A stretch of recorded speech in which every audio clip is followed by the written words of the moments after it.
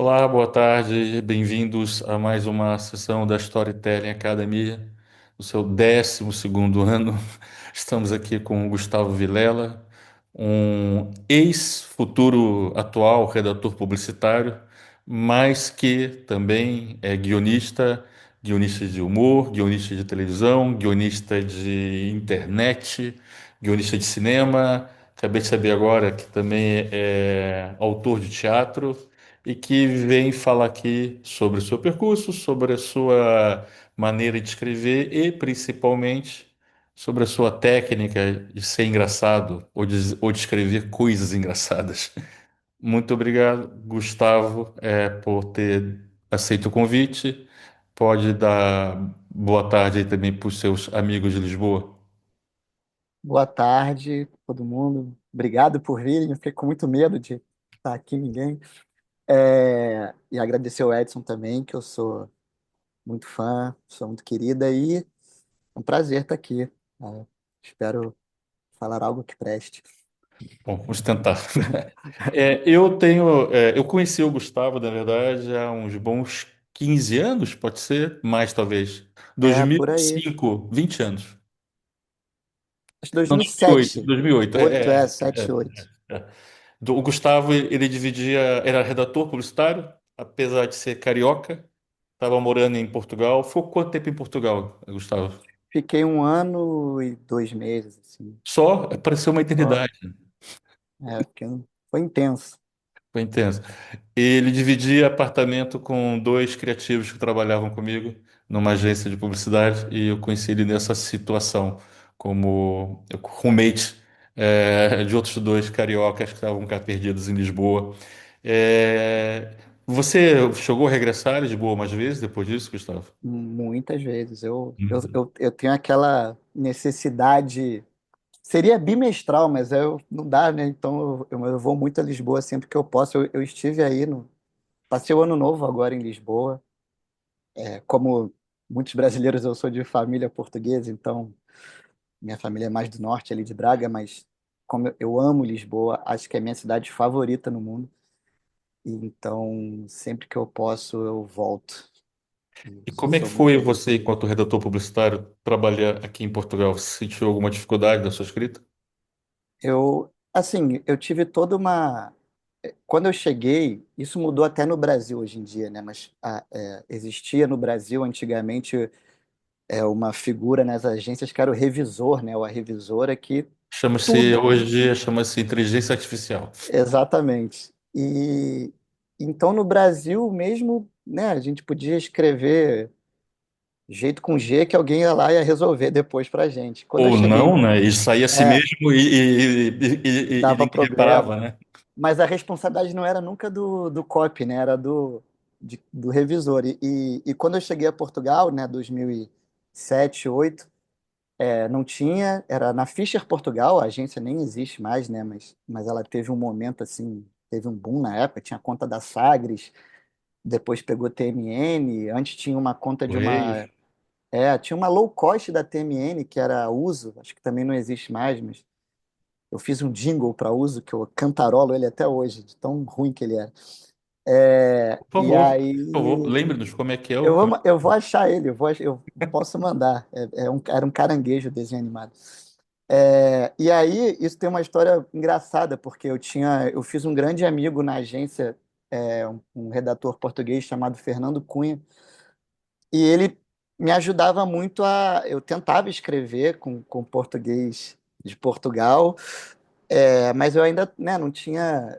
Vira e mexe eu esqueci, usava muito gerúndio. Era o que ele mais reclamava comigo, era que vira e mexe eu deixava escapar um gerúndio. E aí uma vez ele brincando comigo, ele, carioca, já te disse que cá em Portugal não se usa gerúndio. Aí eu falei, aí a gente brincando, assim, Fernando, gerúndio condensa. Eu falei, não, mas não pode usar. Ficou me zoando assim. Eu falei, então não posso usar o gerúndio nunca? Ele falou, não. Eu falei, então tá bom. O seu nome é no gerúndio, de agora em diante eu vou te chamar de Afernar. E o apelido ficou Afernar, todo mundo passou a chamar ele de Afernar para sempre. Mas eu tinha essa. Mas depois eu peguei, assim, algumas palavras, eu ia, né, o isopor para o esferovite, mas eu fui pegando com a própria vida, o autoclismo, e ia. e todo mundo foi muito legal comigo também, assim, tinha E tudo que você eu já escrevia, escrevia eu com conseguia humor fazer. já? Como é que você descobriu que você tinha vocação para humor? Eu acho que eu, tipo, independente de quando eu tentava fazer algo, até escrever algo, eu ia sempre, tipo, para esse lado de tentar ver as coisas de um jeito engraçado. Acho que até por ter vergonha de ser sério, às vezes eu sou muito tímido, assim. Eu acho que o humor também, para mim, foi muito usado como defesa também.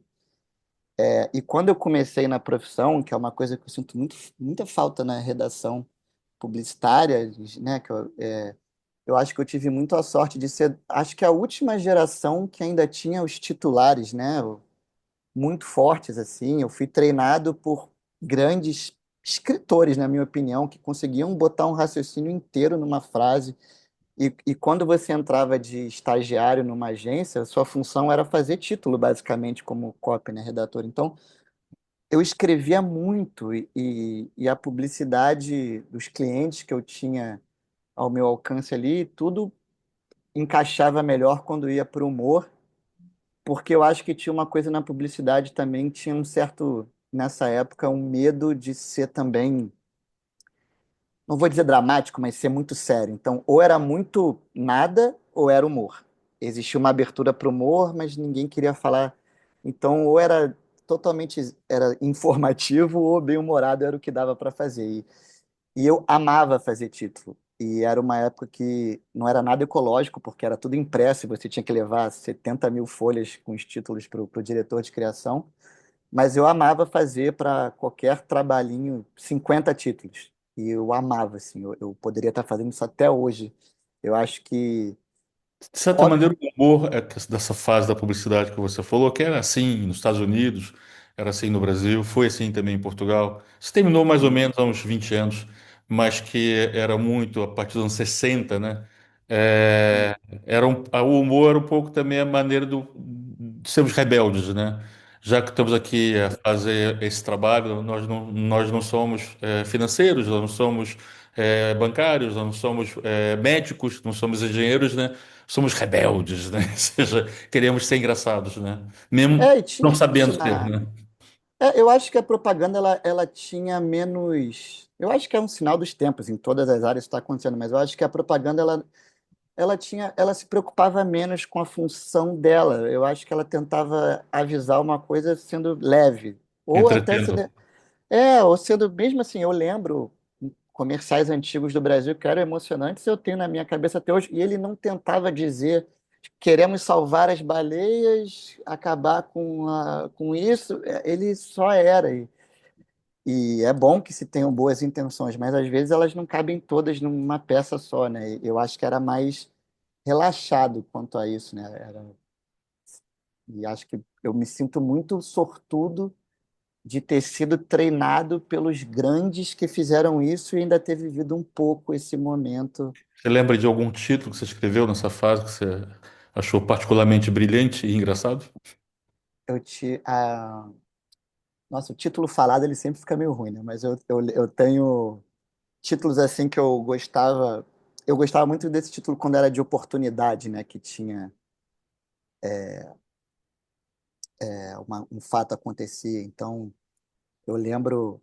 Hoje em dia eu não faria esse título feliz, tá? Mas na época no Brasil estava tendo uma eleição que ninguém esperava que, o, que um candidato X iria para o segundo turno, isso em 2008, 2006, 2006, para a eleição de 2006. E aí esse cara foi para o segundo turno, depois perdeu até, mas era tipo, as pesquisas não davam, então era um título que era assim, pesquisas comprovam, dois pontos, pesquisas erram. E foi um título que eu adorava, assim, porque ele tinha uma verdade nele, ele não era exatamente super engraçado, mas ele fazia muito sentido, assim, sabe? E foi realmente contra todos. E foi um título que, para mim, foi particularmente muito Quebrava a quarta importante. parede. E ele tinha uma coisa da. Era na UMAP nessa época, e quando tinha esse job da revista Veja lá, Hum. parava a agência inteira para escrever título. Os diretores de arte, planejamento, financeiro, todo mundo fazia título. Então, esse, quando ganhou. Eu me senti meio, sei lá, parecia que eu tinha completado uma maratona, assim, em primeiro. E depois ele não foi aprovado pelo cliente, então ele não saiu. Mas era um título que eu gostava porque ele bateu bem, assim, aí ele saiu só, acho que numa coisa digital. Mas eu fiz muito título para ESPN, assim, que eu gostava, que aí era. Eu fiz. Eu fiz muito título para o. Eu acho que para um redator, quando a sua agência tinha uma conta de jornal na época, né? Era sempre bom, porque o jornal tinha muitos produtos, né? Então, eu tinha.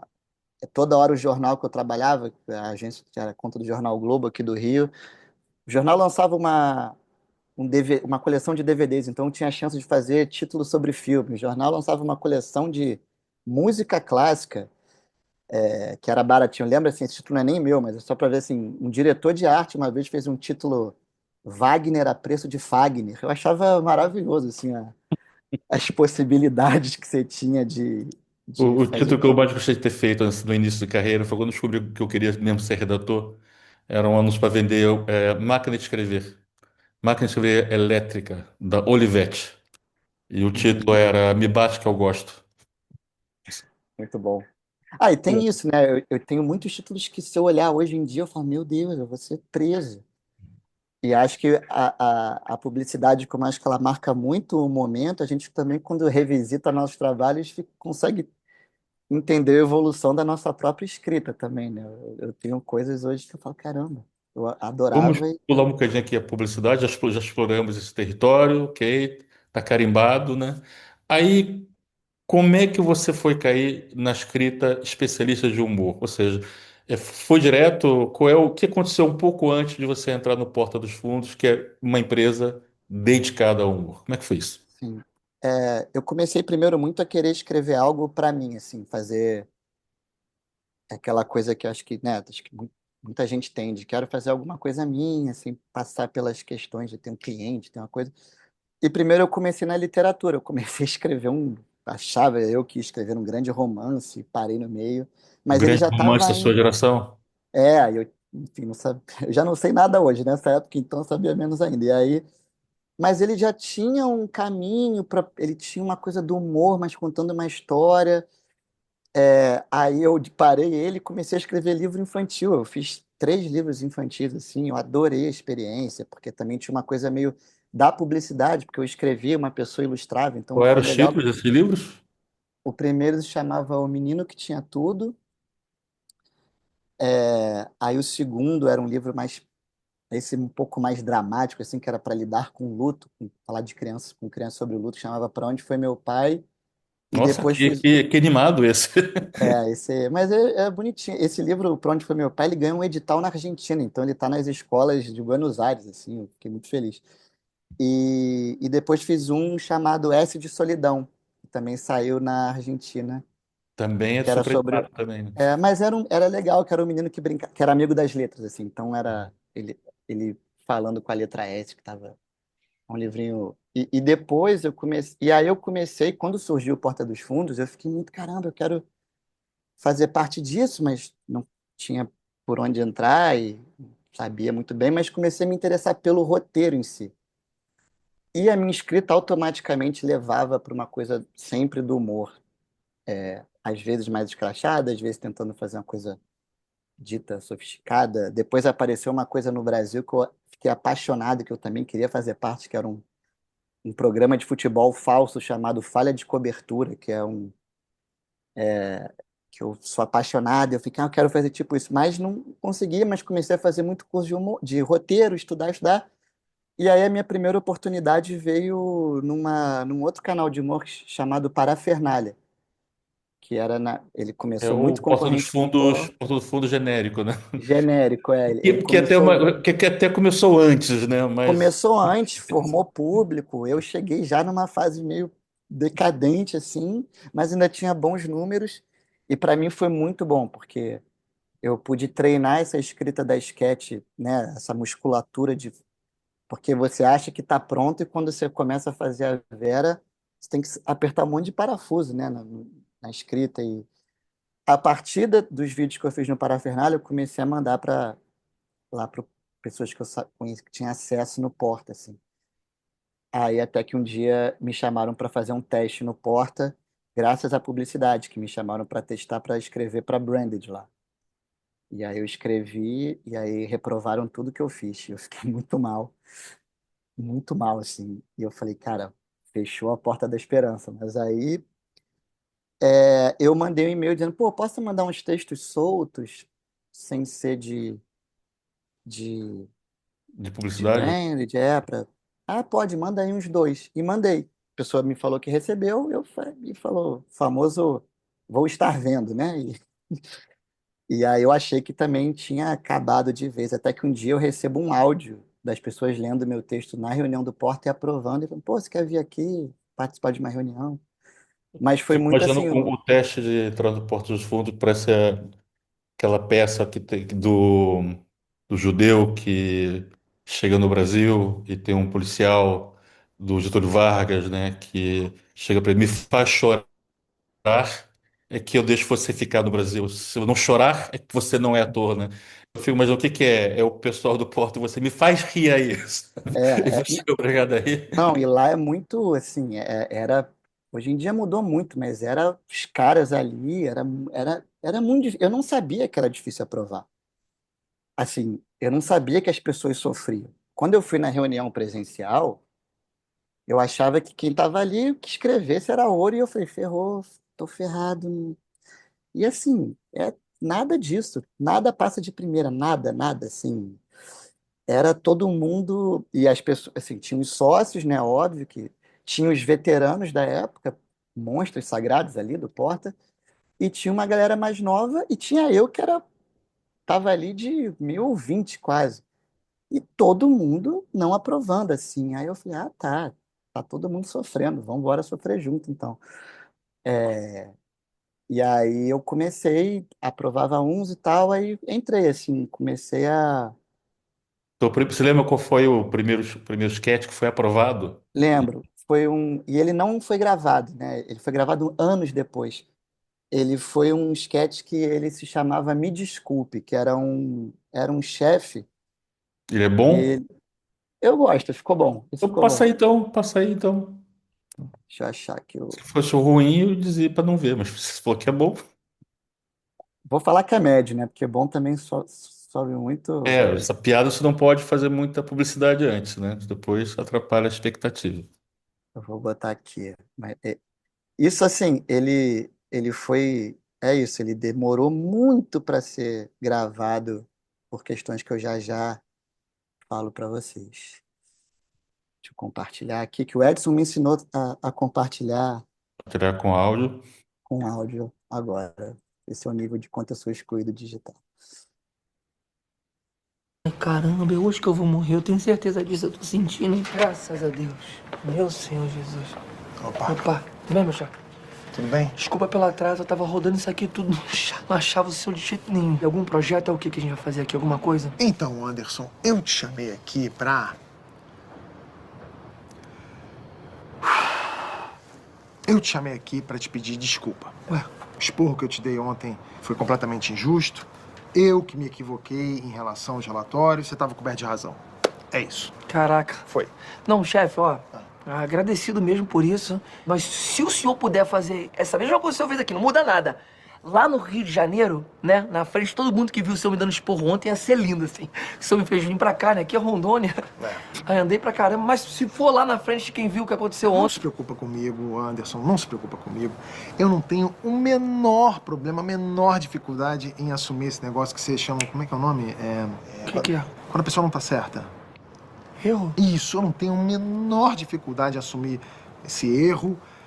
Tô aqui, inclusive, reforçado pelo meu coach, pelo meu professor de meditação empresarial, e esses dois, quando estão juntos, é que vem coisa boa, tá? É isso. Eu entendo, mas é uma coisa muito pessoal mesmo, sabe, chefe? Se eu puder fazer essa mesma coisa aqui, na frente das pessoas que viram o senhor tacando a lata de kombucha na minha cabeça, o senhor tacou, o pessoal tudo começou a fazer gif, o César junto com o Antônio, eles mandam um bumerangue, aí tá o senhor tacando a lata. Eles são palhaços, né? Eu não vou, mas aí me faz um mal, fico magoado pra caramba. Usa a mesma palavra Eu lá. vou fazer isso pra quê? Um negócio pra você e eu vou ficar me exibindo? Aí eu chego lá, faço isso na frente de todo mundo e vão ficar falando, olha o Norberto, que ser humano incrível, que cidadão de luz, que anjo na terra. que chefe, que líder nato. Eu não vou fazer isso. A yoga mesmo já fala, né? O corpo que agradece e já elimina a toxina. Então já tô... É que a lata tava cheia, né, meu chefe? A lata tava cheia, aí fiquei tonto na hora e ela abriu. E aí mistura cúrcuma com beterraba, aquilo garra no corpo, 3 dias de banho não Só um sai. segundo, ô Anderson, que meu motorista acabou de chegar. Eu já tenho que pegar o jatinho pra voltar pro Rio. Tá. Esse negócio de desculpa é meio novo pra mim. Fica tranquilo que meu coração não guarda rancor, tá Ok, certo? se o senhor pode só me dar uma carona, por gentileza, só porque eu tô... Não. Meu chefe! Puta que pariu, cara.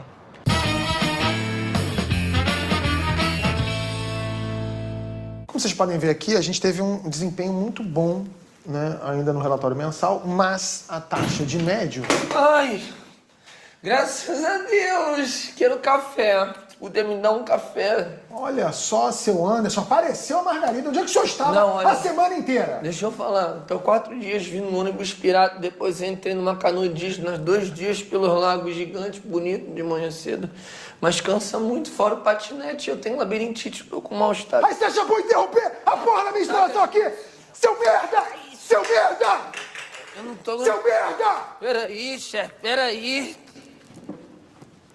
Voltando, né? Aqui o desempenho...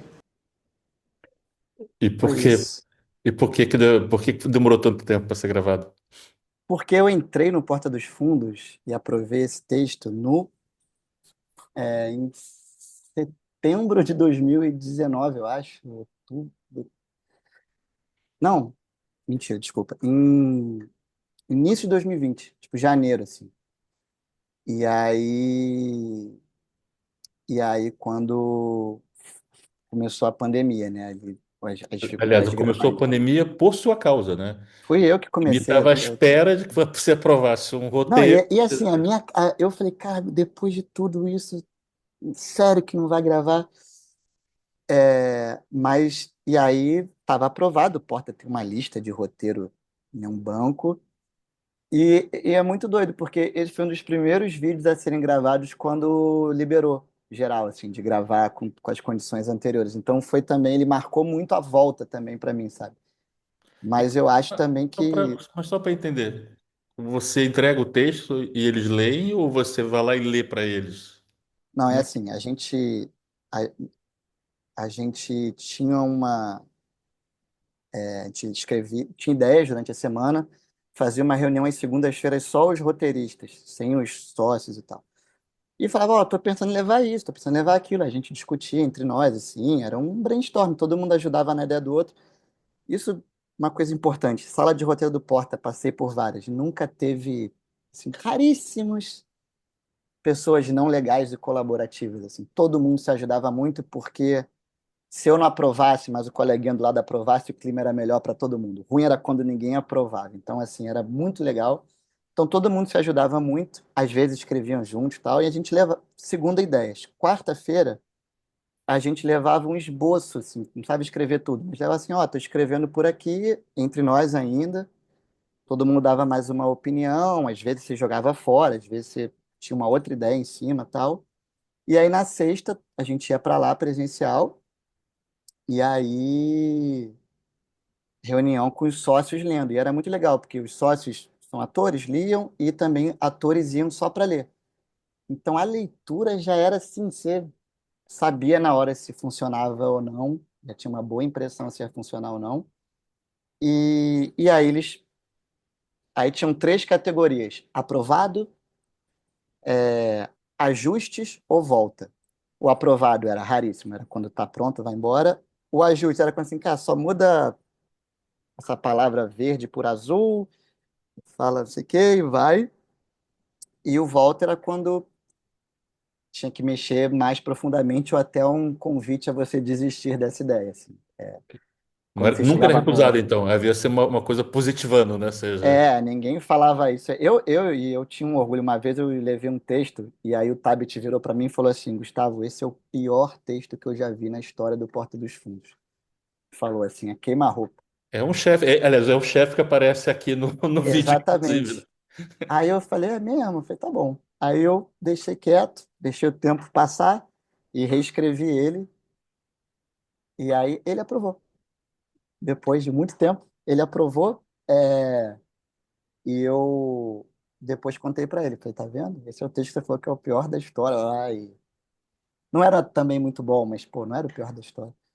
É, mas eu já desisti de vários, assim. Tinha coisas que na minha cabeça iam ficar lindas, aí eu escrevia e ficava ruim. Tinha coisas que eu escrevia e achava que estava incrível. Quando lia, não funcionava. E já teve coisas que eu escrevi, achei incrível, a gente leu, achou bom, e quando filmou, não funcionou. E a culpa não foi da direção nem dos atores. Já era o texto que não ficava em pé, mas a gente se enganou, assim, sabe?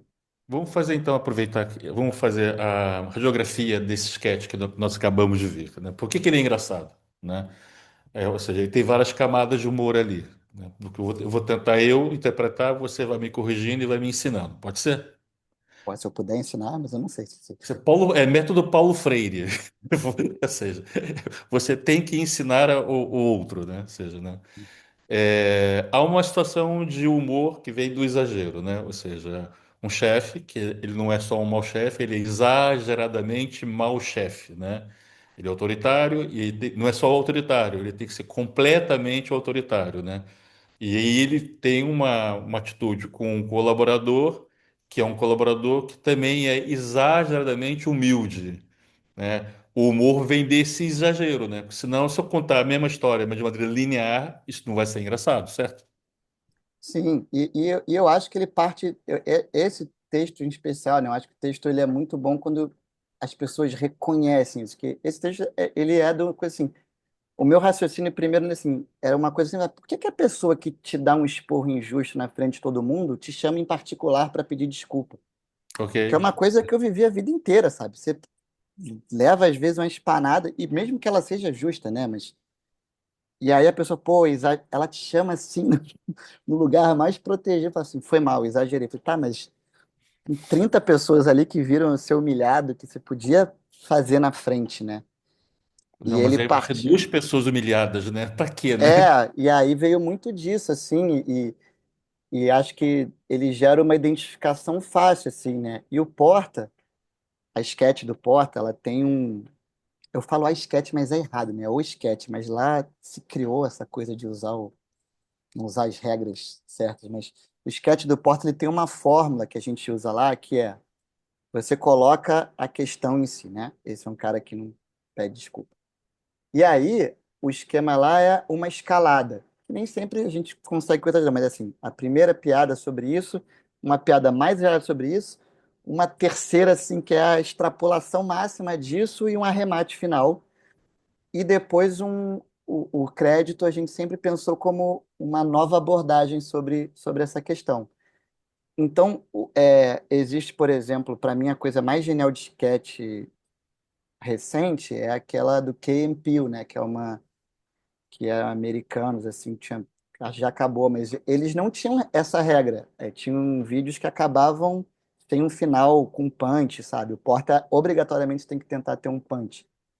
Então, como essa ideia, e aí vem essa coisa da forma, né? Como eu adapto esse raciocínio que eu quero botar num vídeo no formato Porta, que é uma linguagem que eu não inventei, o que eu sempre falava lá, né?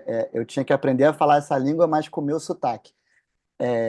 Qual é o meu jeito de falar essa língua, né? E eu acho que no humor essa coisa é muito importante, porque muita gente muito boa mesmo, assim, pessoas até consagradas, não acertavam pro Porta especificamente. E eu falava muito assim, não conseguir escrever pro Porta só significa que você não escreveu pro Porta, mas tem mil formas, né? E eu acho muito que tem essa coisa da linguagem. O Porta tem uma linguagem que não era minha, mas eu tentava me adaptar. Outras coisas que eu faço, eu tento me... E eu sinto muito como se fosse uma coisa de idioma, sabe? Como você fala essa língua com seu sotaque? Porque aí você tem que deixar tua mão também, né? Senão você não tá somando nada também. E lá tinha muito isso, assim, de você ter a ideia e eu ver, será que isso funciona nesse formato do Porta? Porque eu nunca fiz nada, nunca nada lá foi aprovado, podia ser engraçadíssimo, mas se não fosse a cara do Porta, você não adianta nada, sabe? E eu acho muito bom quando você trabalha num lugar que tem isso bem marcadinho, sabe? Porque aí a coisa Eu não me derrapa. lembro que foi até você que facilitou o contato, né? Quando nós conversamos aqui com o João, Uhum. e ele estava falando que a pandemia obrigou que o Porta fizesse muitas coisas que não tinha a cara do Porta. Ou seja, É, agora você está me explicando melhor isso. Ou seja, por mais que as coisas. Ele deu uma outra justificativa. De repente tinha um homem vestido de mulher e o Porta não fazia esse tipo de coisa, não fazia repetição de personagem, e teve que fazer coisa com repetição, porque a pandemia obrigava que os recursos fossem muito limitados, né? Mas você está falando outra coisa. A piada do Porta, na verdade, ela tem uma base, e essa base era bem clara para vocês, e era muito claro. critério de corte para o que ia ser gravado ou não, é isso? Totalmente, assim. E é um tipo de humor, assim. O Porta, várias coisas o Porta não, assim, coisas que não costuma fazer. Não tem imitação, não tem. Você pode falar o que quiser, você podia falar o palavrão, mas existe um. Não tem bordão, nunca teve. Então era um jeito de ser, uma verborragia. A escolha das palavras fazia. Porque, por exemplo, se você, no Porta, se você falasse assim, e o Porta tinha uma coisa que eu acho ótima, que a vida, né, ela tem marcas, a gente fala, e no Porta você podia falar tudo, sempre. Então, o que na TV, na época, vamos lembrar que o Porta é de 2011, 12, então, assim, ele foi muito pioneiro em você ver um humor de esquete muito solto que falavam as marcas. E aí, se eu faço uma piada assim, caramba, tem um vídeo que é o Fábio, é um professor de spinning, né? E aí ele fala assim, fulana, tua perna tá do tamanho de um Fiat Uno. Quando você fala do tamanho de um Fiat Panda, você tá dando a forma à coisa. Se eu falar sua perna tá do tamanho de um carro, que é o como seria na televisão, eu acho que não tem a mesma graça, assim, você não especifica. Então, o Porta sempre te liberou de você especificar tudo que você quisesse. Então, quando eu posso falar que você está parecendo aquele menininho que a mãe faz o Nescauzinho de manhã, e eu posso falar Nescauzinho, eu posso falar Coca-Cola, ao invés de falar um achocolatado, eu já acho que também eu ganho muito, assim, né? Eu tenho Porque o muda humor muito. veio muito também de referência, né? Ou seja, É, se você dá para a pessoa já a referência mastigada, ela mais rapidamente vai fazer a sinapse dela se ela acha aquela imagem engraçada ou não. Como você falou, sua perna está do tamanho de um carro. Tem lá a sua graça, não tem tanta graça, mas está do tamanho de um Fiat Panda. Você, epa, não, porque não é qualquer carro, é um carro que já ele não é muito bonito, né? Ele já é um carro é, pobre, né? Quer dizer, você vai assimilando. Então, isso também eu acho que foi sempre uma coisa que o Porta liberou. Eu já fiz o meu primeiro vídeo que saiu no Porta, todo mundo achou que era um branded da Amazon. Porque, e aí, de quando novo, você né? fala branded, é como se fosse um anúncio, né? Como se fosse uma Quando coisa paga, que né? achavam que tinha uma marca paga. Não tinha. A ideia era que a gente estava já no início da pandemia, estava todo mundo já no Zoom, né? E aí a gente estava vendo muito jornal, onde os jornalistas todos estavam sempre atrás das bibliotecas deles. E aí a ideia era que era um jornal e tinha um correspondente no Peru que ele vivia tendo que se mudar. Então ele pediu para a esposa dele ficar com o Kindle, passando os livros dele que ele lia, porque ele falava que era injusto ele não poder mostrar a Acho que eu lembro biblioteca desse, dele. não sabia que era seu. E aí era isso, assim, e você ficava o tempo. Cara, era um vídeo que o Kindle fica o tempo inteiro aparecendo e o cara fala os livros que ele leu. A gente fala. O cara tava no Peru, né? E aí uma hora o repórter falou, tá bom, fulano, então fala aí como é que tá o Peru, como é que tá a política no Peru? E fala assim, eu não sei, mas olha assim, para falar em política no Peru, o grande Vargas Llosa já se candidatou a presidente do Peru, ele começava a falar do livro. E assim, muita gente falou, nossa, assisti um branded, um comercial sem... Eu falei, cara, nem era assim, sabe? E é muito engraçado, porque várias vezes a gente estava fazendo um comercial e o cliente estava muito preocupado porque falava pouco o nome dele, sabe? Uhum. Mas eu acho que quando entrava naturalmente, a galera sempre se divertia. Mas aí sim, vamos voltar. Você teve aprovado, começou a pandemia, aí você teve que começar a fazer coisas com pouco recurso. Sim, e aí eu Na acho que verdade, foi estava algo. lá que era justamente para fazer coisa com muito recurso. Não era assim, óbvio que você não podia chegar no negócio assim, vamos explodir o Maracanã, não tinha isso, mas ele era muito permissivo, assim, pô, eu quero um ET, vinha uma maquiadora e te fazia um alienígena, quero um disco voador, quero fazer na rua, num carro, tudo isso era possível. De repente deixou de ser. E aí eu acho que a minha experiência em agência foi assim que me salvou, porque a gente, quando trabalha em agência, mesmo a pessoa da criação, que geralmente não está muito ligada em números de orçamentos, a gente recebe um papel ou um e-mail que começa com as limitações, ou pelo menos as limitações são muito claras. Você, inclusive, você conhece o cliente, você sabe que ele não vai. Então, assim, você já cria, você dá o seu melhor dentro de uma série de limitações. E eu sempre falei lá no Porta que as duas coisas que, para mim, foram fundamentais lá de aguentar foi que eu vim da publicidade, todos meus colegas da época não. A gente aprende na criação de publicidade duas coisas: a conviver com não, porque são 10 nãos para cada sim, e mesmo quando é um sim, no máximo 80% do sim. Então eu não me frustrava tanto quando recusavam, quando eu não ficava triste, eu falava, vamos embora, vamos fazer outro, que é o que a gente faz na agência, né? Porque a gente tem que fazer, porque tem prazo e tem um cliente, tem que filmar aquilo, fazer aquilo. E a outra era de começar a partir da limitação. De repente não podia mais nada, era uma câmera.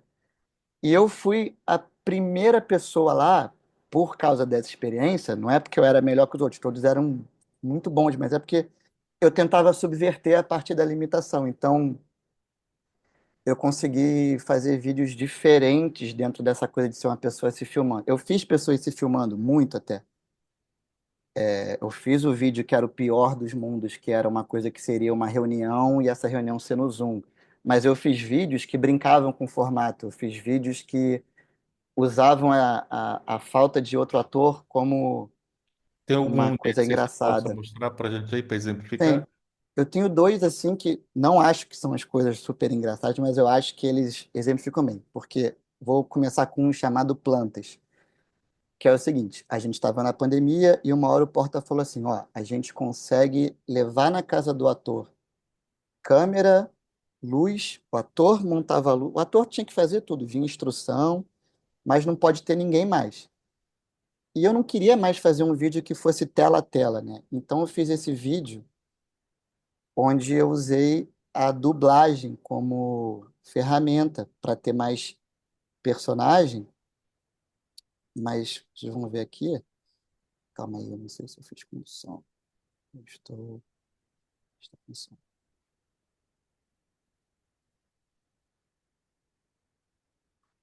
Não sosseguei enquanto não descobri onde estava Afonso do Dominó. Vou lá, mas não fica com ciúme não, tá? Já volto. Coisa linda, de mãe. Valdir, Valdir, fala. Eu não aguento mais essa filha da puta, Valdir. Ela é chata demais, meu Deus.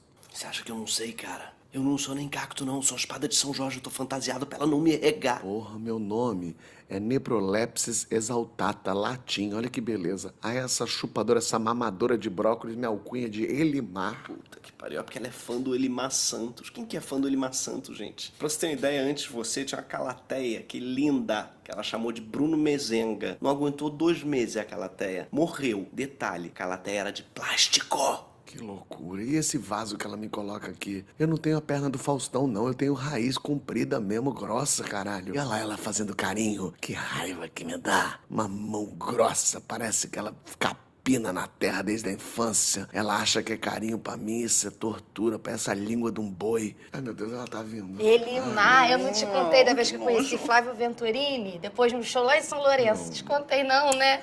A Regina Celi, minha prima, tinha feito uma bariátrica, menino. Aí me deu o ingresso dela pra ir na caravana com os fãs, acredita? Será que você não percebe? Que isso? Que isso? O que você fez, cara? Eu não fiz nada. Ah, caguei, chata pra cacete essa mulher. Sabe aquele gás carbônico que a gente transforma em oxigênio? Então, eu tô aqui, vingativa, segurando 5 dias. Joguei tudo na cara dessa filha da puta. Que maravilha! Eu te amo, amiga. Pau no cu da fotossíntese.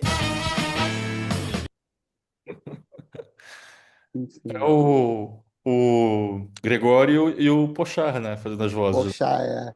E assim, não é o vídeo, mas na época, quando a gente estava vendo tanta coisa de zoom no Porta, ter tido um vídeo que não tinha zoom, ela estava ali, foi um alívio. Eu fiz vários.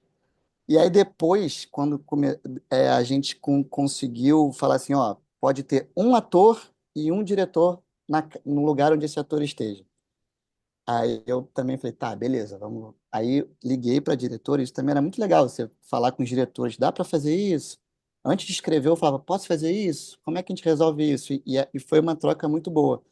E aí tem um vídeo que eu, na época, eu gostei muito, porque foi a primeira vez na pandemia que a gente conseguiu botar mais de um ator e uma atriz na mesma cena, que é esse vídeo aqui. Renato, vem cá, você fingiu que tava doente só pra não ir lá na exposição de caneta tinteiro comigo? Eu fingi que tava. Por que eu ia fingir que eu tava doente, cara? Eu tava de cama aqui, você viu que eu tava doente. Então, que foto é essa aqui na pelada com teus amigos que eu vi aqui no Instagram? Minha ontem no. Oh! Que. Tá bom, preciso te contar uma coisa. Não era eu. Era o meu irmão gêmeo. Eu sou teu irmão gêmeo, cara. Reinaldo! Chega aqui, cara. Tá na hora dele saber. Qual é? Que porra é essa? Nós somos trigêmeos, Ricardo. Só que a gente finge, né, que é a mesma pessoa pra não ter que aturar você o tempo todo. Porque, assim, o convívio com você... Como é que eu vou dizer isso? Ricardo, você é uma... Porque tu é chato pra caralho, Ricardo. Que absurdo isso. Desde quando que vocês fazem essa palhaçada? Então, a gente tinha o quê? Uns 4 anos, né? Tinha uns 4 anos, assim, a gente não te aguentava já. Aí foi até a ideia do papai. Ó, vamos contar aí pro Ricardo que um dos irmãozinhos voltou pra dentro da barriga da mamãe e esses dois vocês revezam de Renato. E aí a gente vem revezando aí, o quê? 30 e tantos anos, né? Dá trabalho, viu? Mas assim, a gente ganha meio dia de vida, que é meio dia em que você não existe. Entendeu? Impossível. Eu não acredito que papai e a mamãe morreram sem me contar a verdade sobre essa palhaçada. Então, eles estão vivos, cara. Eles moram num sítio, Miguel Pereira. Não. Eles fingiram que tinham morrido pra não ter que aturar você. Sabe, o convívio tava difícil. Aí eles bolaram esse acidente, né? Eu até ajudei eles, coitado. Peguei umas imagens, não sei se você lembra da imagem do acidente que você viu. Então, era um frame do Velozes e Furiosos. O papai ali, no caso, era o Vin Diesel. Isso que eu dei uma borradinha. Claro que não, cara. Você tá viajando, a gente jogou as cinzas do papai e da mamãe no mar. Era a tua coleção de vinil do Julio Iglesias. Que a gente falou que alguém tinha roubado, lembra? Que roubaram. Quem quer roubar uma merda daquela, cara? A gente queimou mesmo e aproveitou pra jogar as cinzas, entendeu?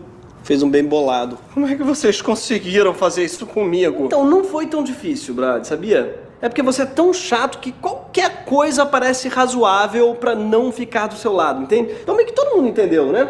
Ninguém julgou a gente, não. E agora vocês se arrependeram e resolveram contar a verdade pra ver se de repente eu perdoo vocês? Não. É que eu ganhei um aumento, né? E finalmente, enfim, a gente não vai mais precisar de você pra dividir o aluguel. Que era bem cômodo essa parte, porque você pagava metade do aluguel, né? E a gente dividia a outra metade, então ficava super em conta. Mas não precisa mais, olha que beleza.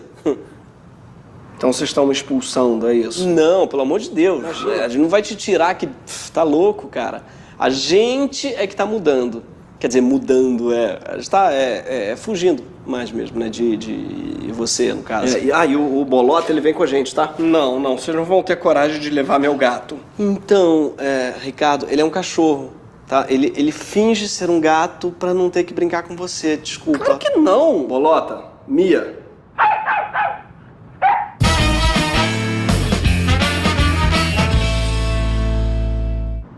Lembra, você sempre disse que não lembra de nada da viagem pra Disney, então é porque você não foi.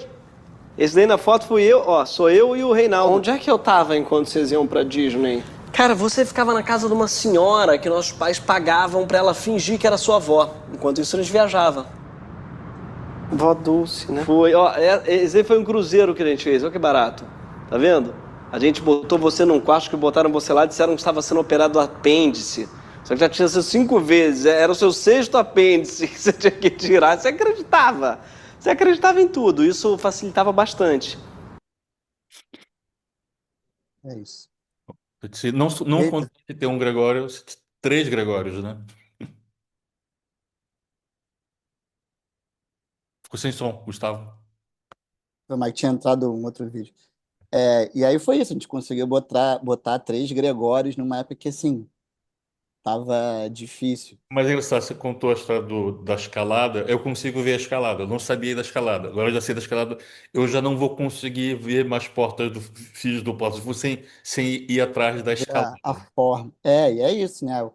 O absurdo que vai de ser trigêmeos até um cachorro que finge que é um gato, tipo, não precisa ser nada muito bombástico também, né? Mas ela tem esse stepzinho, E mesmo assim, né? Hoje em dia eu acho que o humor ainda tá mais rápido, né?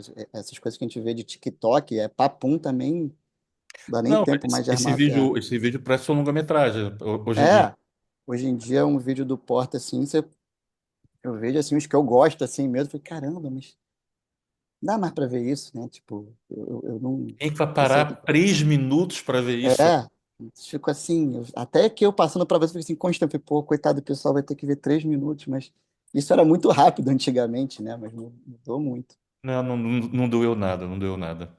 Eu tenho ainda algumas perguntas para fazer para você, mas como já estão já 10 minutos, entre aspas, para fechar, a gente vai demorar um pouquinho mais do que isso, né? Vamos Mas eu nessa. queria abrir aqui para alguém que queira perguntar. Se alguém quiser perguntar alguma coisa, manda uma mensagem aqui, primeiro aqui pro chat, e eu libero o áudio então, tá bem? Tô com medo de ter alguém aí que faça que nem da outra vez.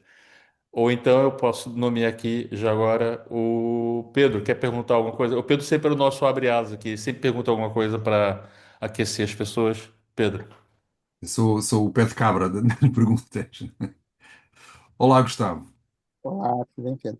Muito bom. Pá, grande prazer em conhecer o teu caminho. É muito, muito interessante. Muito interessante. Obrigado. E é muito interessante perceber o que uma cabeça criativa pode fazer ao longo da vida. Tu não ficaste preso, se bem, não é preso, mas não te ficaste pela publicidade.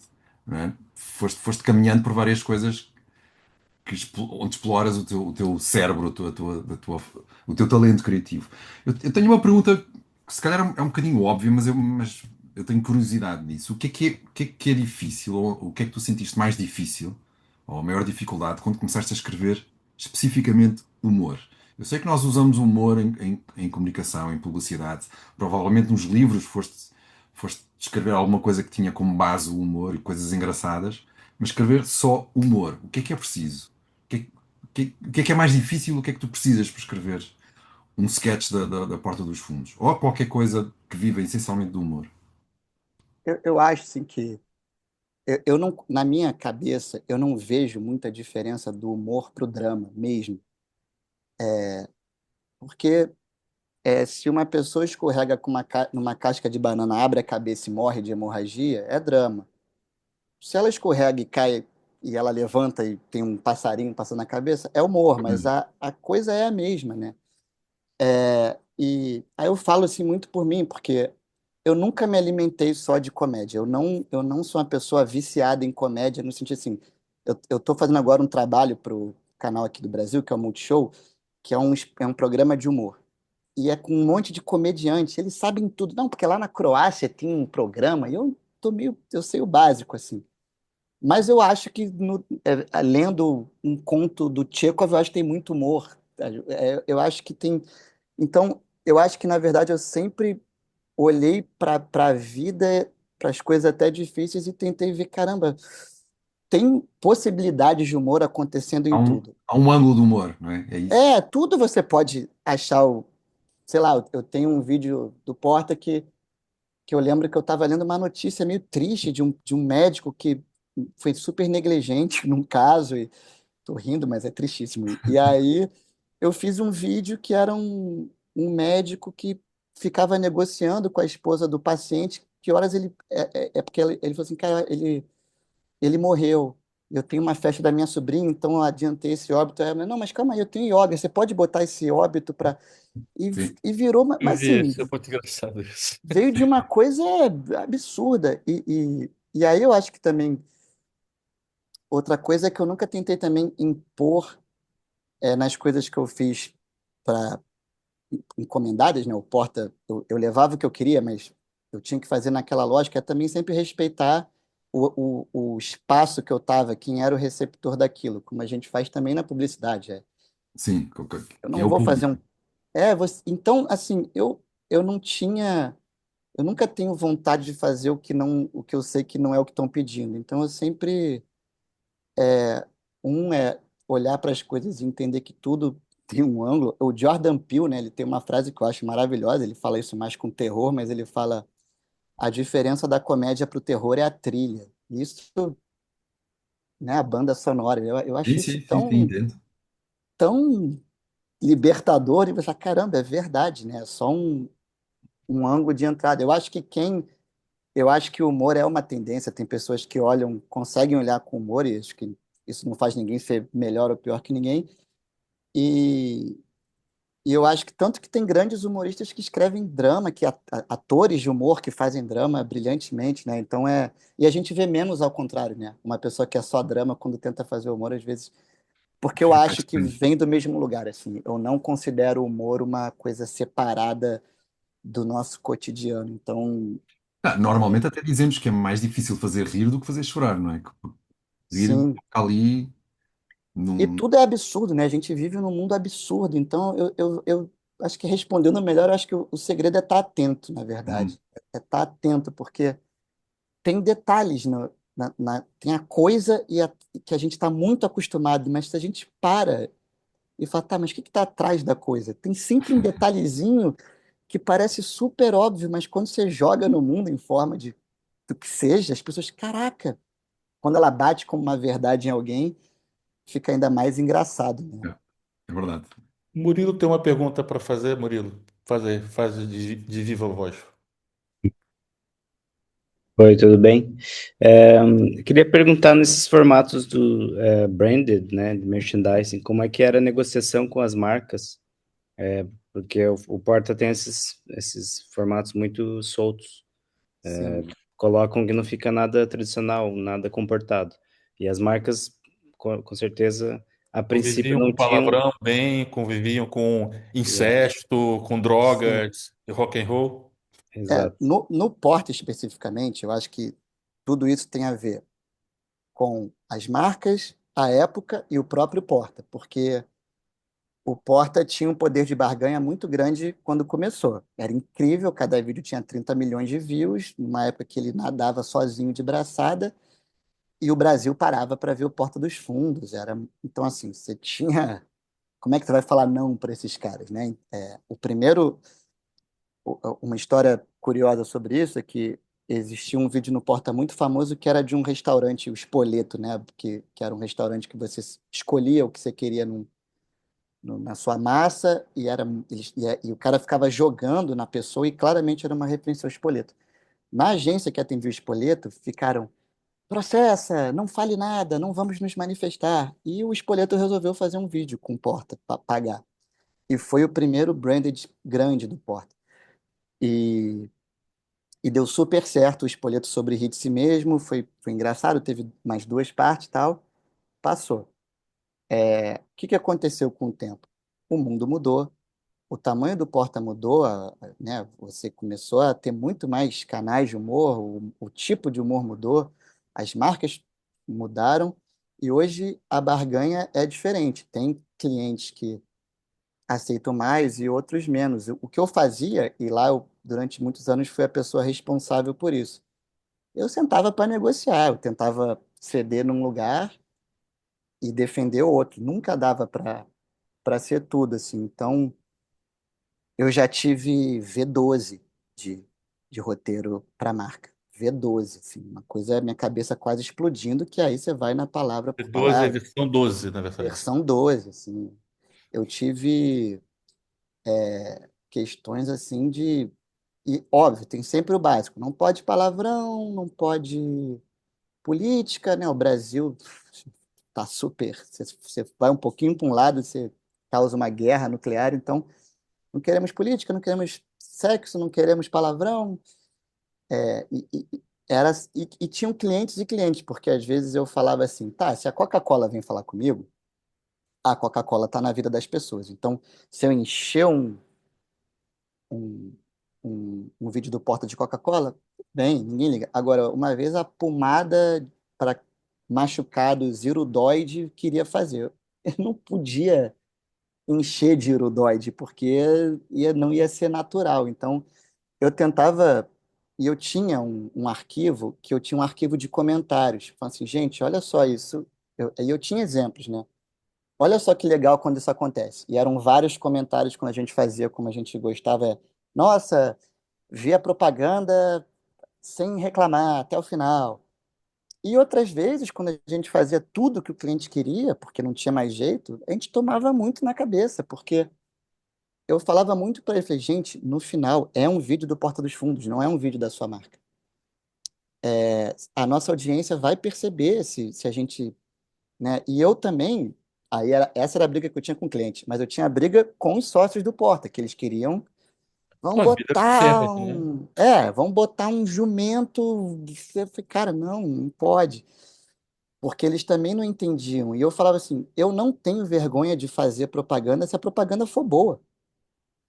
A vida tem marcas, todo mundo sabe, pô, eu fico tentando fingir que eu não estou fazendo propaganda, daqui a pouco vem um influencer e fala, tome isso, e ganha 70 milhões, eu não vou fazer no meu canal de humor que tem que pagar 60 pessoas a empresa, a gente tem que estar aberto agora, vamos botar do nosso jeito. Então, existe a briga com quem defendia a pureza da coisa, que era a briga romântica, e existia a briga prática. O meu caos era negociar. E acho que tinham casos e casos, já teve resultados muito ruins, e cada vez é mais difícil você vencer, porque é isso, né? Hoje em dia tem menos branded, os dinheiros são menores, assim. A Sônia quer fazer uma pergunta também? Por favor, Sônia. Ah, olá, Gustavo. Não sei se me estão a ouvir bem, hoje o meu Teams não está a funcionar, não está a funcionar muito. Obrigada por esta Perfeitamente. conversa, está a ser muito divertida, muito gostosa.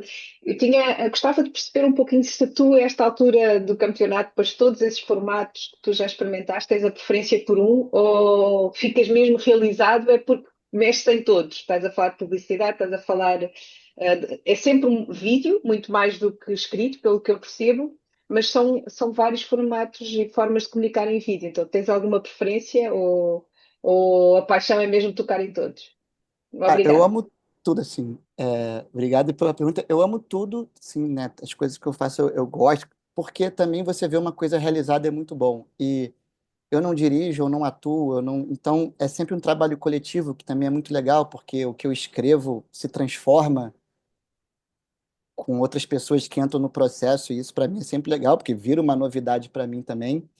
Mas recente, e assim, um exemplo, até estava falando com o Edson antes, eu fiz anos de porta e um dia eu fui fazer uma série de sketch na Rede Globo, que aí é para televisão, e aí é para o Brasil inteiro, e aí assim, não pode palavrão, não pode nada, muda totalmente a liberdade. E eu amei me comunicar com o Brasil inteiro. Então, assim, a minha paixão é me comunicar com o maior número de pessoas que eu consiga, com algo que eu acho que eu fiz bem feito. Sim, já. Mais recentemente, eu tive uma experiência de escrever para o teatro, que eu amei, porque eu acho que foi a primeira vez que eu botei no mundo o meu, a minha caneta, que a gente fala aqui, né? 100%, sabe? É o texto que eu queria, como eu queria, contando a história que eu queria. Entrou um Qual é ator. essa peça, Gustavo? Conta, faz Oi? o sinopse aí. A sinopse é um monólogo, né? E é sobre um jovem de 25 anos que ele está na frente de um bar e ele começa a pensar se ele vai entrar ou não, porque está no mesmo bar acontecendo um aniversário de família e um aniversário de amigos de escola. E ele é um cara que se chama Marcelo, mas sempre se sentiu Daniel, ele se sente uma pessoa dividida. E aí, para a família, ele é Marcelo, e para os amigos da escola, ele é o Dani, por uma história que ele conta no monólogo. Então, é sobre neuroses jovens. É uma peça que eu falo assim, é uma peça que não muda a vida de ninguém, mas é um texto que eu adorei fazer, assim, sobre microneuroses, assim, e ela Qual o nome tem, da peça? se chama O Dinossauro de Plástico. E eu juro que, apesar do nome, tem uma explicação, porque a explicação é porque ele é um spoilerzinho. Ele uma hora fala muito sobre começar coisas e não terminar. E aí ele fala, eu não sei se isso teve em Portugal, mas no Brasil tinha muito umas revistas que a gente comprava antigamente que vinham com pedaços de dinossauro para você montar. Então vinha o rabo, depois um osso, e você ia, eu adorava. E essa parte é meio autobiográfica, porque eu chegava na metade, eu largava, enjoava daquilo e o meu dinossauro ficava só a metade. E quando eu apagava a luz para dormir, era fluorescente, ele brilhava. Então, de noite, piscava um negócio gritando para mim: você não termina nada que você começa. Que era esse dinossauro, metade de um tiranossauro aceso na madrugada, me jogando na minha cara que eu sou uma pessoa que não terminava nada. E aí ele faz esse paralelo durante a peça, assim, ele começa a Isso falar desse liga desconforto. com uma coisa que eu ia perguntar, mas liga muito, que é toda gente tem inspirações, ou toda gente bebeu mais de algumas fontes, todo criativo, né? Se perguntar para mim, eu sei Veríssimo, sei Lúcio Veríssimo, eu não saberia escrever humor. Eu, obviamente, li muito Veríssimo, e eu, obviamente, li muito Nelson Rodrigues, e, obviamente, eu consegui entender as gradações de humor de um e de outro. No seu caso específico, essa situação que é sua, ou seja, é até biográfica, autobiográfica, né? Mas isso lembra muito Veríssimo. Ou seja, se você Muito. contar, não lembra Veríssimo. Que eu devorei. Ainda a coisa que eu mais amo no mundo é a literatura, assim. Eu acho que é uma preocupação que eu tenho, sobretudo com roteiristas mais novos, que eu tenho visto muita gente escrever que não lê. Eu acho isso muito absurdo, assim. Eu leio todo dia, eu separo, pode estar caindo o mundo, eu separo pelo menos uma hora para ler, porque é o que me situa no mundo, assim. Então, Mas quem que você recomendaria, alguém que esteja assistindo aqui, três livros, ou três autores, como você quiser, que são boas referências do seu trabalho, né? E se você puder lembrar depois de um livro sobre humor especificamente, que alguém possa ler, mais técnico, seria sim, útil. bom, Veríssimo e Nelson Rodrigues, mestres, acho que o Veríssimo, inclusive, é a pessoa que ensina o prazer de ler para uma criança e para um jovem. Isso é incrível, assim. Isso, para mim, ele já devia ter uma estátua do tamanho do Cristo no mundo. Quando ele morrer, É, talvez. Porque exato. para mim não morrerá nunca. Nunca, nunca.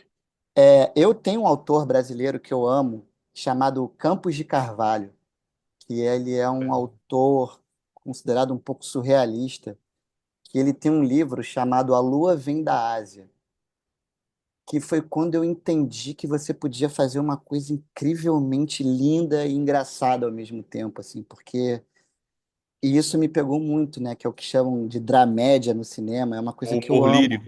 Humor lírico. Assim, é um monstro da escrita e o livro A Lua Vem da Ásia é a história de um louco que acha que está num hotel de luxo, mas ele está num hospício, ele vai narrando o dia dele, e eu ria, mas eu ficava emocionado. Depois eu li um outro livro dele chamado O Púcaro Búlgaro, que é a história de um cara que vai no museu ver um púcaro, que eu não sabia o que era isso, mas é um tipo um vaso, uma taça, búlgaro. Ele falou: o que que é búlgaro? Eu falei: não, que é da Bulgária. Eu falei: não, mas não existe um lugar chamado Bulgária. E ele quer montar uma expedição com outros loucos para descobrir se existe a Bulgária. E com essa premissa esquisitíssima, ele faz um colosso é um livro fino, porém profundo. Eu acho que é tipo, é muito bom. E esse cara, ele mexeu muito comigo assim, né? E hoje em dia, aí Machado de Assis, aí vamos para a Península Ibérica.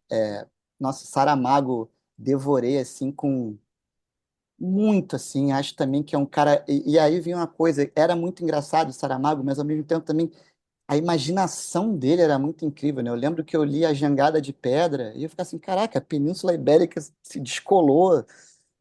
E é uma situação absurda, né? E ó, a Viagem do Elefante, que é um livro não tão famoso dele, mas tinham cenas muito engraçadas, assim. E acho que em Portugal, na minha opinião, tá um dos. Acho que é muito redundante dizer isso, mas eu acho o Ricardo Araújo Pereira talvez o maior especialista em humor do mundo, assim. Acho que é a pessoa que, quando fala de humor, é absurdamente incrível, assim. Eu acho que o livro dele, Coisa que Não... Como é que é? Coisa que não... Sei lá o Ninguém quê, merece. nem enaltece nem destrói. Coisa que não Isso. enaltece nem Não enaltece, nem destrói. destrói. Sim, sim. Eu acho que é um dos maiores tratados, assim, sobre o humor que atualmente que se tem, assim. Eu acho muito difícil falar sobre o humor de um jeito técnico, e ele consegue. Eu lembro quando eu morei em Portugal, que foi quando eu conheci a obra, né, na época do Gatos Fedorentos, eu li O Boca do Inferno dele, e eu fiquei chocado, assim, eu achava muito bom aquilo, assim, e acho que ele é uma baita referência, assim, mas eu acho que até em coisas. Eu tenho lido muito teatro, e isso é um conselho que eu tenho, que eu dou também, porque eu acho que o teatro faz a gente escrever diálogo melhor, assim, sabe? Porque o teatro tem que ser muito resolvido no diálogo, e ele tem essas limitações da vida que a gente tem também, e o teatro não tem vergonha de uma hora falar para você, agora esse livro é um bebê. E aí você entrou nisso e existe uma coragem baseada na limitação que eu acho muito legal, assim. E o diálogo tem que ser muito inteligente e esperto sempre para conduzir a coisa bem. Então, eu tenho lido muita peça, assim.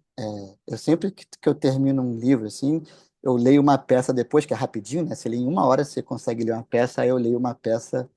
Eu tenho lido uma autora americana chamada Amy Herzog, que eu acho ela também de outro planeta, assim, o jeito que o diálogo, parece que o diálogo tem aquele barulho de pneu na pedra, sabe? Tem uma consistência, assim, que eu acho incrível, assim. Eu acho que ler teatro, ir ao teatro, que é uma coisa que a gente foi perdendo. Até quando estive aí recentemente, fui ao teatro ver uma peça chamada Arte. Que é Emine Reza. É, Eu vi essa e peça em 5 países diferentes, com 8 elencos. pô, aqui em Portugal tava com um timaço, assim. É, Essa nova versão eu não vi, mas eu vi duas, três vezes a montagem anterior, que assim, é não, a e montagem. uma coisa que eu vi que eu já estou extrapolando a pergunta, desculpa, eu sou muito verborrágico, mas eu tenho uma coisa para mim, que para mim é uma aula de diálogo e de escrita, que é um filme português, que são dois, que se chama Mal Viver e Viver Mal, de um diretor chamado João João Canijo. Canijo morreu recentemente, sim. E, assim, eu vi os dois filmes e eu achei uma das coisas mais lindas, assim, porque eu não sei, assim, ele fez um filme que é sobre um hotel decadente no sul de Portugal e é o ponto de vista da família de mulheres que administra esse hotel e você escuta os hóspedes. E aí depois o outro filme, a continuação, é o mesmo filme pela ótica dos hóspedes. E aí você passa a escutar essas mulheres ao fundo. Então, você... é uma coisa assim que eu também fico revendo esse filme toda hora, porque é uma aula da ação projetada pelo diálogo, que eu acho isso fantástico para quem escreve, né? Porque é o diálogo que tem função dramática e não só a piada pela piada, que acho que isso é um erro que tem muito no cinema também, que é quando a piada ela vai para fora da função dramática daquele momento. Então, assim, mas a piada é ótima, dane-se, ela não está somando nada na história que você está contando. Então, e daí que ela é engraçada? Guarda ela para outra coisa, quando ela fizer sentido, né? E eu acho que grandes escritores conseguem fazer que o texto ele esteja sempre a serviço da dramaturgia que ele está sendo colocado, assim. Desculpa a minha resposta Não, de. não, não. Era mesmo isso que queríamos. Mas não podemos ficar aqui até o Natal. Eu, antes de fechar aqui os trabalhos, escolhe um vídeo aí que você quer ser lembrado dessa sessão de hoje por esse sketch que você vai passar agora. Que você vai Caramba. lembrar da sua coleção enorme. Então, eu não tenho um favorito no Porta, porque tem muito do momento, né? Tem essa coisa que a gente tem falado da sketch ter ficado hoje em dia. Eu tenho muito carinho por essa primeira, que foi Uhum. do Coisa. E eu tenho uma outra que eu amo, que ela é com Emicida, que foi quando a gente conseguiu botar o Emicida. Mas eu acho que o Emicida, às vezes, as pessoas não conhecem, acho que ela tem muito. Então eu vou escolher uma que ainda é pandêmica, mas eu acho que ela era legal porque foi minha primeira esquete religiosa no Porta. É,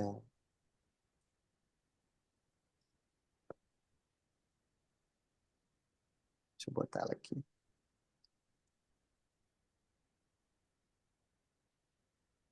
Eu tenho, eu tenho tudo organizado num site também, que isso é uma coisa que os roteiristas não fazem e nós publicitários fazemos, que é ter pasta, né? Eu tenho minha pasta de vídeo até hoje, então às vezes eu quero lembrar das coisas, elas estão todas lá organizadinhas. Olha.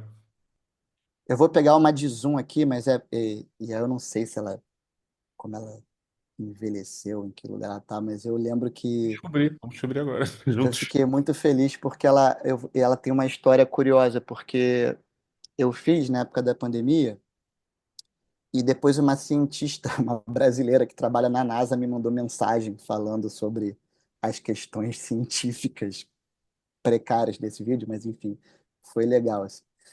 Deixa eu compartilhar.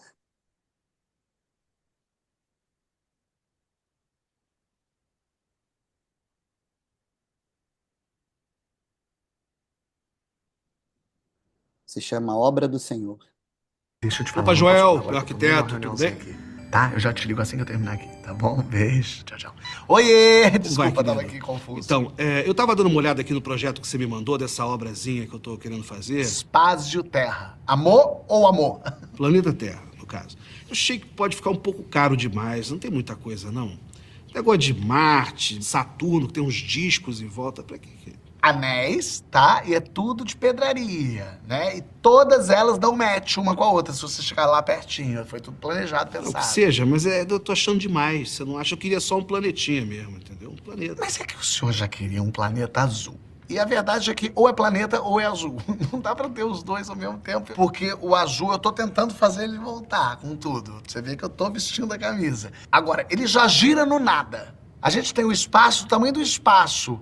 Precisamos preencher, precisamos ocupar. Sim, meu querido, mas tá demais. Por exemplo, eu te pedi pra fazer uma iluminação indireta, porque eu queria criar um climazinho mais aconchegante, mais intimista.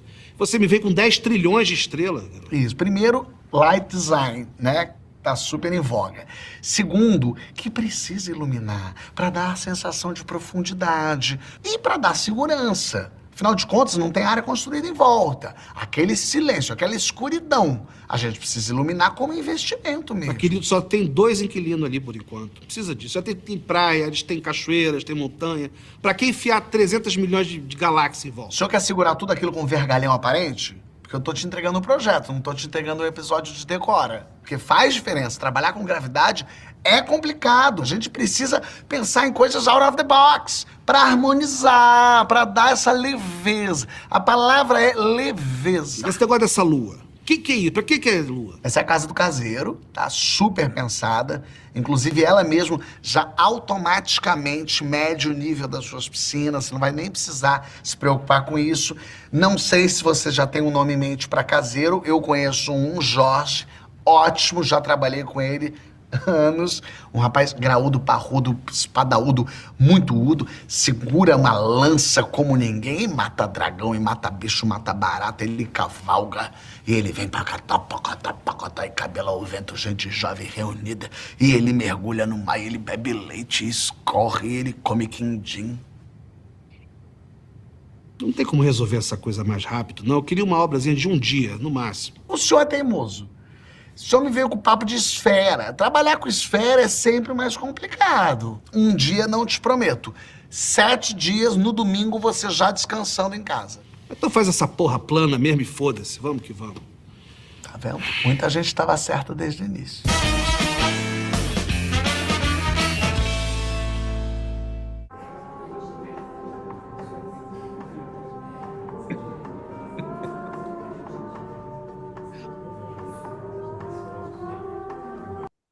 Ok, então ficará para a nossa memória isso. Muito bom, realmente. Tá bem. Ouve, Gustavo, agradeço imenso. Queria que o pessoal lhe batesse palmas virtuais para que você possa se despedir, tá bom? Obrigado, gente. Muito obrigado.